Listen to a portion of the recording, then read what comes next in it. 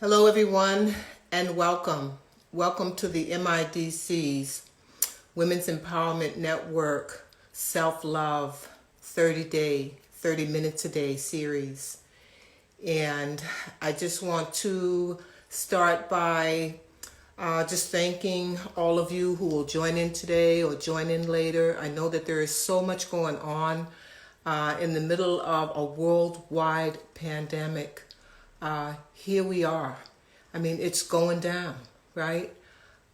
City after city. And, it's just a time now for us to not only be active in whatever ways we're being called to be active, but also to be reflective with that. And so we have I think, a pretty good show today because I'm excited that we're going to be bringing Sister Releigh on, and her work in healing over the past almost 50 years has been absolutely amazing. So it's a time now, we've been talking a lot about self-love and healing the heart, and it's a time that we need to make sure that we are taking in all that is going on, but being responsive to what the mind, body, and soul needs to know its path. We all have different paths right now, and so by really getting in touch with the heart and intuitively listening to our inner voices, our ancestor spirits who know it all, to really be in touch with that listening is really, really just as important as us getting out there and fighting for the lives of all of us in the streets today. So I just wanted to kind of put that out there. I know I'm having some responses. Okay, I see that people are joining in. Again, welcome. My name is Karen Dade, and I am the CEO of Multicultural International Development Company. And we have been sponsoring through our Women's Empowerment Network this particular segment, which we've been calling self-love, right? 30 days, 30 minutes a day. And so I am hoping that everyone is continuing to do their meditation now more than ever. It is so needed because meditation will allow us to be able to set our intentions, to know what it is that our purpose is in all of this and in life in general, right? So again, there'll be some who are able to be out and protest and really make it. I'm trying to say things, and I'm seeing people say things as well. So let me just check in on everyone first and make sure that everybody's here and okay. Okay, all right, that's good. And people are still joining. All righty, so I just started off. We said that we were going to focus a little bit today on storytelling, teaching, and healing, and certainly that's going to be the agenda.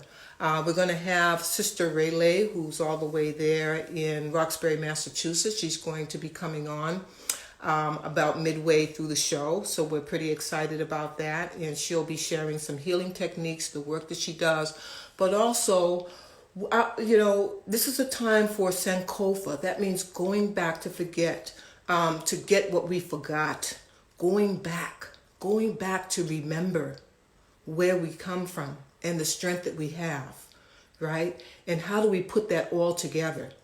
And so I think my story today, I was originally going to just share a story that I felt would bode very well. And if I have time, I will do the story as well. But telling a story that I thought would bode very well to this idea of being in touch with our inner voices, our ancestors, knowing our history, knowing the strength that we have and how to draw upon that. And but I'm being moved right now to even just to share some of my story as it relates to seeing this repetitive cycle, right? So in the 66 years of my life,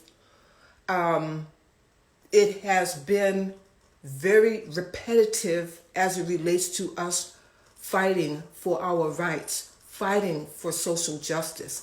And as Richard Pryor used to say, justice means just us. It's just us who we have to depend upon to make the change, to make the shift. And it's our responsibility to be able to understand, especially from a higher level of thinking, what really is going on. Because do you ever get the feeling that you're being laughed at, by these culprits and those who perpetuate the injustices that we see, that they're having a pretty good laugh at us because they see us, draw our arms, and when things happen, we're at it, we're going strong, we're demanding change, right? And promises are made, and then, very often those promises are never kept, right? And even the damage that we may do in our communities, beyond our communities, then we're paying back that we pay for that damage through our taxes, through our hard work, and it's all just a continuing cycle.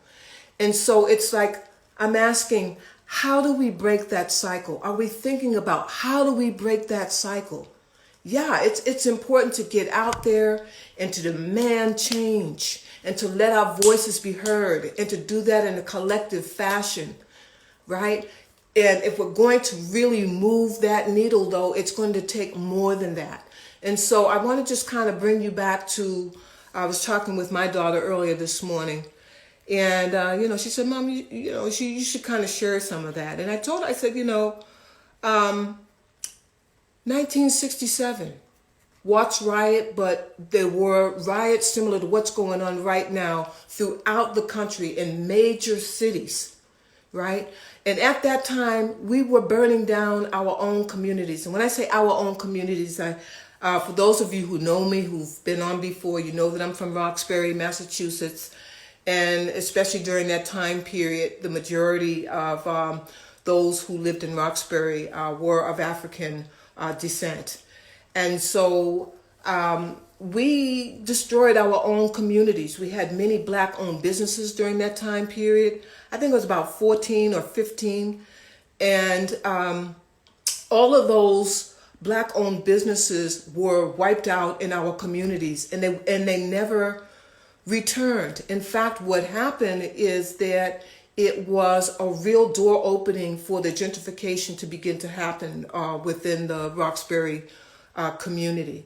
And so I know that, maybe we're making some change by way of not necessarily damaging, the hard work of those who actually live in those communities and being sensitive to that. And I can remember during those riots, we were putting up signs, Black owned, not, to damage but yet and still it was like, a war had hit the community. So many things were destroyed, and it took so long to get things back, and things were never back to normal. And, I have to ask myself now, and the same thing that's being said today was being said back then, that look at us, we destroy our own communities. We're criminals, and we're going to go out and we're just going to loot, everything, rather than that we're so unintelligent we can't figure out how to deal with this particular issue. And, one of the things that we were finding is that there were actual people coming into Roxbury late at night and doing some of that damage. And I'm not talking about Black people, okay? And so, it's the same thing that I think about I'll give you a good example. It was always said that blacks didn't take care of their communities. They didn't know about beautification, that we were trashing our neighborhoods. And come to find out, there were sanitation companies that were coming and dumping trash in our communities. So we didn't have the video cameras back then, but we certainly had cameras to take pictures of that. And, everyone was astonished that, oh my goodness, people are coming in and they're infiltrating and they're actually destroying the community. So there's so much going on. And I'm so filled with so many things to say to you that I'm just trying to work out right now in my own mind what story is best to share. So the story that I'm really trying to share with you right now is that this is a repetitive cycle. So we have to really understand our history and the history of our country. We have to understand that how was our police force started? All right, and who had the backing of that police force? And we're talking about white supremacy. So we shouldn't be surprised that we have such racism and ignorance within so many of these institutions that are supposed to protect its people. It's not really about that. It's about protecting our government and not its people. So there's just so much history that I would ask us, as we're doing this 30-day challenge, to challenge yourselves to go and read up on that history. I can't say it and have this conversation in 30 minutes. And it's really incumbent upon us to know and seek out our own history. So know that if you're having an expectation for our police force to be, to serve the people righteously, right? And we should have that expectation. But that may be an expectation that may never come to fruition. And so how do we respond to that as a people? And this is where the meditation, we've been talking about knowing who we are, having that self-love. And it's not just, pie in the sky, rainbows and everything will be fine if we meditate. It's that this gives us the opportunity to hear the guidance that we need to know how to break this cycle. And I do believe that we are on that very edge of doing that, because all of these things are coming and happening simultaneously. And so, yes, the earth is truly shaking for what's shaking up in all facets and sectors of our communities. And so it is beyond a wake-up call. We've had a wake-up call. Now it's about how do we begin to get in touch and successfully make the change that we need, right?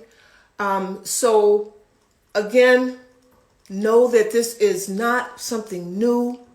Know that this is what is expected of us in these times, to get out and to protest. And then, we just wait. They just wait until it dies down and it repeats itself again. So we have to learn how to combine all of our knowledge. And you can't gain knowledge without digging deep into the research of that knowledge. Okay? So I really just wanted to kind of start off with that today.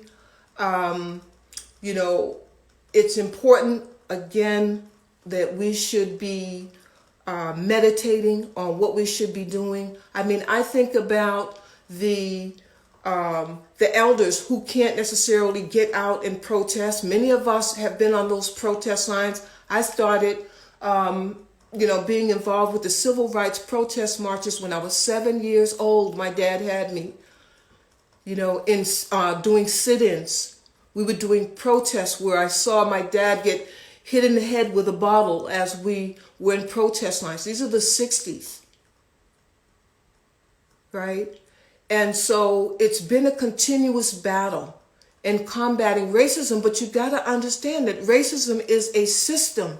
It's a system of privilege and penalty that is not going to be let go because only with the pushing of protests. Alrighty, so I'm going to focus again today. I want you to really keep that in mind that I am totally vested, and my mind is actually so preoccupied on my own ways of being able to contribute to making the change, continuing to help to be the change agent, right? But just know that that is in mind and heart as we're talking about meditation and healing today. All right. I'm going to look for Sister Ray. Anytime you want to go ahead and put that request in to join me, and let's see how that works today. Again, I want to just thank everyone for coming out. I know that we're truly distracted from the standpoint of wanting to keep our ears to the ground and our eyes open to see what's going on, and that's really important. So again, I thank you for joining me, and I'm hoping that this conversation today is going to help to contribute to the betterment of what we're trying to do as a human race of people, and that's to lift us up and to have justice for all. And so I'm also moved to in the next segment or so. I know we have Q&A tomorrow, and I really would like to engage us in some of what is going on right here and now, and to get those questions and answers from us, that we're exchanging that and keeping this dialogue going. But I'm really being moved to do some anti-racist education conversation within this session as well. So not today's session, but definitely for next week, because I think a lot of us don't even understand the roots of racism. And if we don't understand the roots, how can we pull those roots out, right? It takes a lot to pull out those roots that are so embedded within our society. And how do we do that? We have to really understand, this whole systemic way in which racism is manifested and acted upon within our society. So let me click right here for Sister Ray, and I want to share a little bit with you about Sister Ray.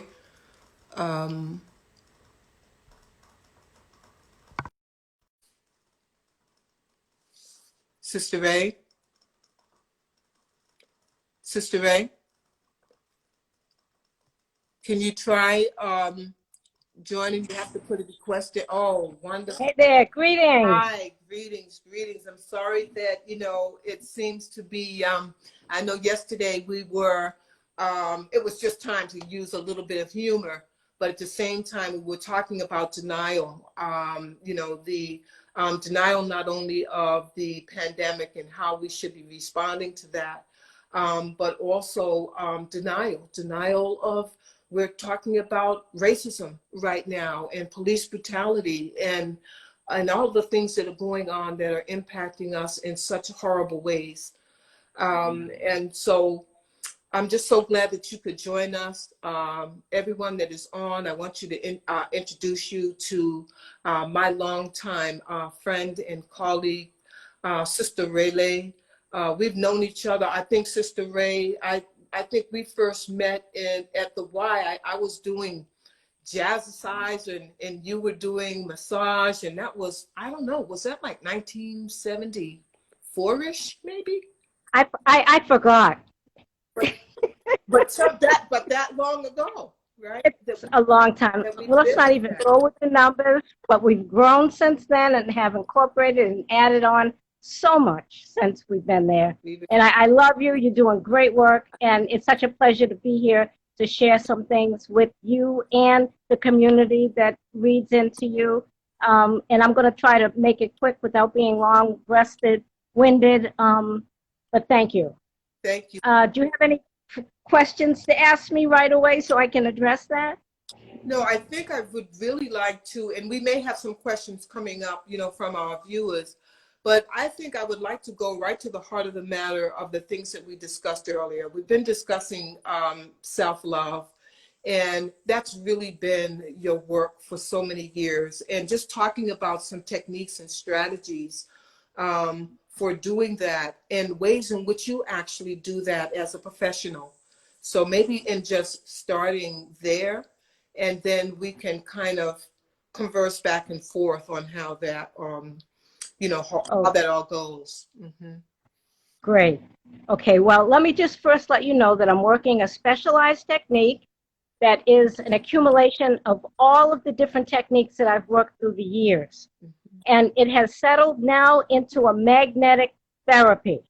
Okay, it incorporates relaxation, chakra balancing, reflexology, passive stretch, nutrition awareness. It just goes on with all the things that you really need to know in order to serve your body. And when you participate, let's say you're getting a treatment of this, there are things that will come out during the application that'll bring to your awareness that there are things that aren't 100%. Mm-hmm. Meaning that because I'm doing reflexology only on the hands and passive touch, shoulders, on the arms and shoulders, you then become aware, number one, what's going on with your hands. Now, the hands are a roadmap to your whole body. Just like our whole body is like a computer. It all is networked in. Yes. Starting at the top of the fingertips, meaning your head and your sinuses, moving downward through the palm, the organs, the heart, the lungs, the female organ area generally, got the brain here with the thumb. And all of these areas have a direct effect. So when you do an application there, okay, in a curative way, not heavy pressure, you're actually doing something to stimulate the blood circulation and improving the overall health of your body just in getting that touch with the hand. So if you have someone who's not well, for example, who's in the hospital, and you don't know what to do, and it's kind of scary because of whatever's going on with them, it's always a safe way to approach with ask them if you can hold the hand, to just do a little curative round circle motion in the palm of the hand, working from the fingertips down to the base of the palm, and getting them to breathe. Most importantly, to get them to breathe. That does a lot. It breaks the ice in the communication, lets them know how much you care and just wanting to touch them. So that's a good proceed, and you can do that on any age. An old senior in a rocking chair, a baby, a youngster, a toddler, because it's about the desire to help make someone feel better. Mm-hmm. Your intent was that you wanted them to feel better. And with your gentle touch, not heavy pressure, okay, working in a circle, that's how the reflexology starts out. And I get them breathing, full deep diaphragmatic breaths. And I wanted to share yesterday, okay, I couldn't get it in, but it's something that I've worked for many, many years. And I started out going into daycares. And I want, kids, I had young children at the time, and I wanted to help the teachers by bringing everyone, making them a little quieter and soothing overall. But I had to have a language for the headmasters to approve of me to go in. And back then, yoga was not as widely accepted as it is now. Okay, so if you use the word mantra, okay, even if you use the word yoga, you might be subject to not even have a full conversation. So what I did is I twisted a little bit, and I would address the headmaster and tell her I have an American mantra to show the children. That's why you use that. That's how I got in. That's how I get in, family. Okay, and they said, well, because then they're saying American. I've heard that word mantra, and I'm not really good with that, because we're talking back in the 70s and 80s. But when I said American, their ears were open. Oh, yeah. What do you mean by American? So at that point, I would just basically show it in 1 minute. It's a matter of filling the lungs, the diaphragm, and the belly, breathing through the nose, and exhaling. And the longer you do it, holding it for 3 more seconds, 4 seconds each time, exhale. and going right through the whole vowel system. And I could do that very quickly, show her what it was about. She liked it, had me demo. The kids liked it. They were giggling afterwards, and I was able to come back. So just to say, it was just a matter of the language, because when it's new and it's not necessarily what they want because they're used to their norm, okay, to be able to bring it to them. And again, I've been doing it for years, even seniors in wheelchairs, getting them to breathe. Okay, we're working the vowels, and that was the best way to go forward, you know, with anyone who at least listened to you. You know, trying to get their attention is one thing. Right. But if you can get them to breathe and exhale slowly, you get them that first breath 1 or 2 times, and then go for the vowels. Hey. And usually they're like, I mean, I've done group classes, and they look at that and they'll say, oh my goodness, I'm not doing that. Yeah. You know, these are multi-ethnic groups, and they're not used to this person coming in with something like that, and they'll just be dumbfounded and not do it. But you'll have 1 or 2 that may participate. And as they do it, and you hear that going on with the exhale, they're usually good. And at the end of that, and we don't have a lot that we're working with, but at the end of that, they can feel the natural vibration of working those vowels to the point where they are comfortable, and I really can attest to they are happy. Sister Ray, okay. let me connect that to, you know, some of the things that we're saying, because it's really, I smile because, you know, just as you've called this American mantra, I had to change anti-racist education to racial ethnicity exploration. Okay. And so, you know, I stop and I think about it, but we're now teaching, because I teach teacher educators, we're now teaching our teacher educators on how to, and now it's, of course, it's mindfulness, right? But we know we've been doing this for years. Absolutely. But it's now something that's becoming part of the, you know, curriculum. And so I say that, and I think it's a very important point, because in starting off the show and saying that some of us will, you know, we all have a path and a purpose on how we're supposed to participate in the change that we're all calling for. And so for some of us, it is getting out there and protesting and hearing our voices loud and clear. And for others, we have this particular path that we now, and I'm particularly looking at our elders and those of us who have been through this over and over again, that we're saying, I'm hoping that people are hearing, that we need to be planning these kinds of strategies, planting these kinds of seeds on how we can become stronger as well, to be able to address you know, what's here in front of us today. So I just want to kind of interject that to make this make sense, because even people who are joining in, it's their first time of even really talking about breathing. They've been socialized to think the same thing, that, you know, yoga is just a bunch of crock and people trying to feel good, or breathing and meditation and healing and touch. And no, it is so real. Yeah, it's very deep. It's very deep. And one thing I need to share with you is back when Barack Obama was running for office, and we knew as a community that we needed to have him there, many of the elders were coming together with the mindfulness of noontime for prayer to get him in. Okay, and that was like all over the country.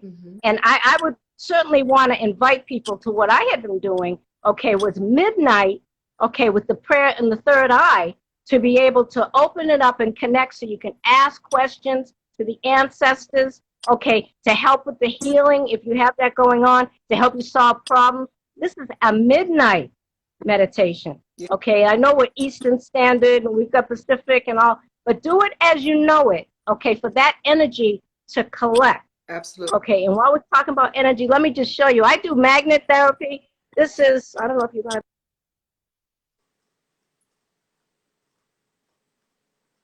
Okay. As you're adjusting that, and I do want to talk about those 2 additional chakras too. So it's 6:30. We might go a few minutes over, but definitely talk about the magnet process, Sister Ray, and then just a little, brief something around the Mother Earth and Father Sky chakra.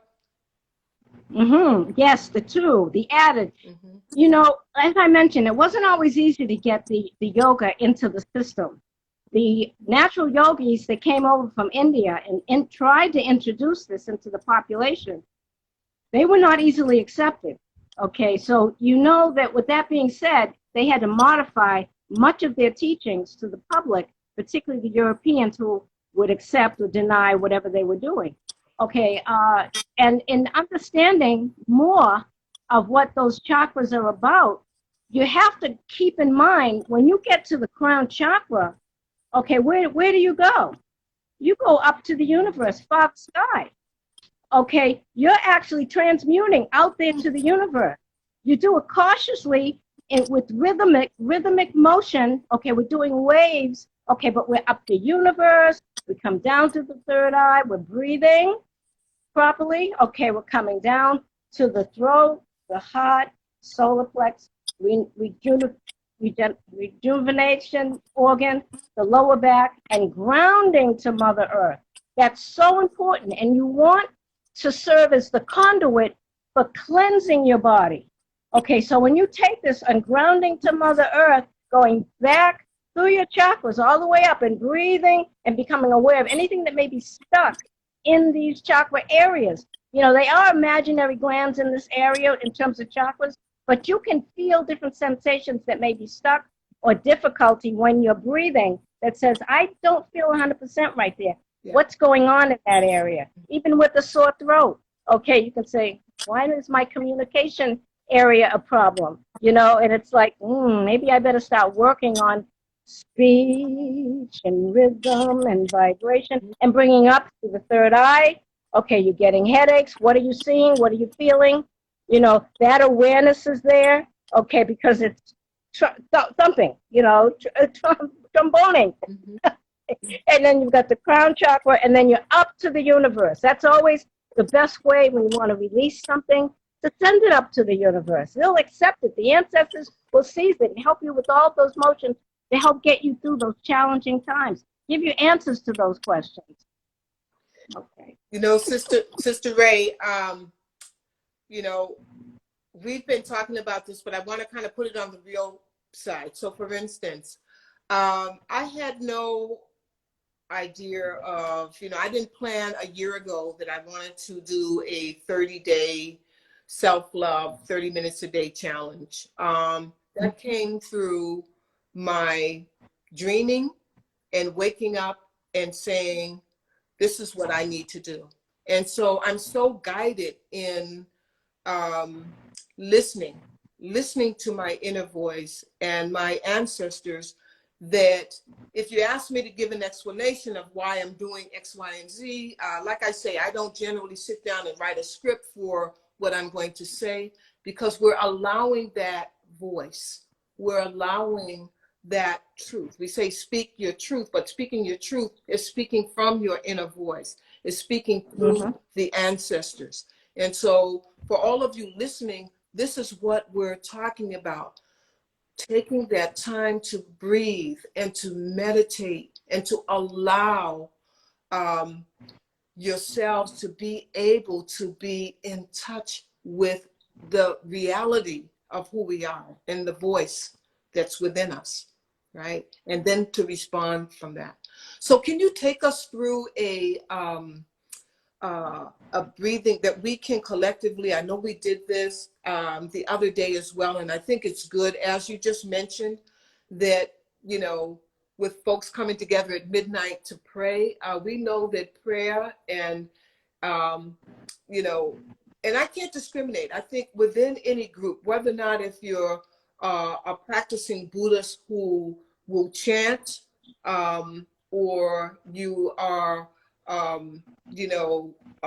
Christian, whatever affiliation that you have, if you are calling with sincerity, and you're calling for healing, you're calling for helping others, And we do that collectively. That's that mobilization, I think, that someone just said, to mobilize our collective energy. That's strength in numbers.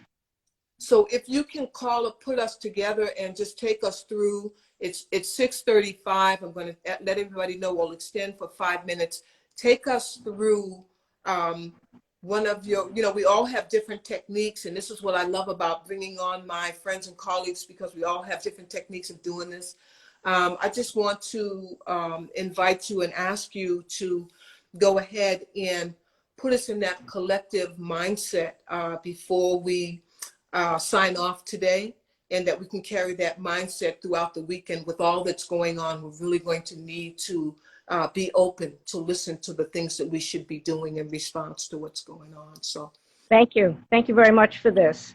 Okay, we need to know that we're in charge of our own being, okay, and not to be easily influenced by those entities around us that may not have our interest in mind. Okay, so if you're just sitting back, you can have your feet up or down. Okay, you want to be able to allow no restriction for the abdomen, the belt's not too tight, the bra's not too tight, or anything else that might possibly take your energy, your mind's eye, away from the fluent current going on in your body. So you're taking a full deep breath through your nose, inhale, and exhale slowly through your mouth. Now you can do it as I outlined with the vowels if you like, and those vowels you can do it as loud or as quiet. You can do it when you step away from a main area from people because of some stress, so you need to add in that healing vibration of movement and breath. Okay, so in sitting back, you can have your back so it's comfortable, your feet, your legs. Okay, and you're concentrating actually as you begin up to the solar part, above your head. Okay, you want to bring the energy to the top of your head so you're comfortable and you're breathing and you start connecting. Okay, good deep breaths. Inhale, and you're working the third eye with this. Okay, third eye means it's your imagination working through a curative effect in your body. Okay, so you're there at the top, crown chakra and above, Father Sky, and bringing your awareness down to the crown, deep breath. Exhale, bring your awareness to the forehead, the third eye. Inhale. Exhale slowly. Bring your awareness to your throat, breathing evenly. And exhale. Bring your awareness to your heart. Deep breath. Hold it a little longer. And exhale slowly. Bring your awareness to your solar plexus as you take a deep breath. And let it out slowly. Bringing your awareness to the regenerative organ area. Deep breath. Let it out slowly. Deep breath, lower back, and your whole back. Just allow yourself to relax in that area. Lower back, deep breath, and let it out slowly. Moving downward past your hips. Releasing and unwinding any tightness you might feel. You can wiggle slightly, just in loosening, bringing your awareness down past your thighs. Deep breath. Let it out slowly. There to your knees, nice and comfortable. Deep breath.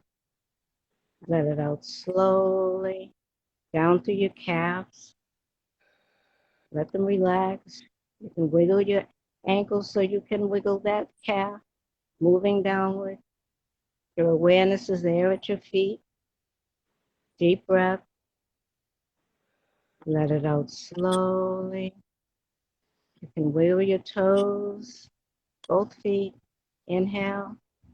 Let it out slowly.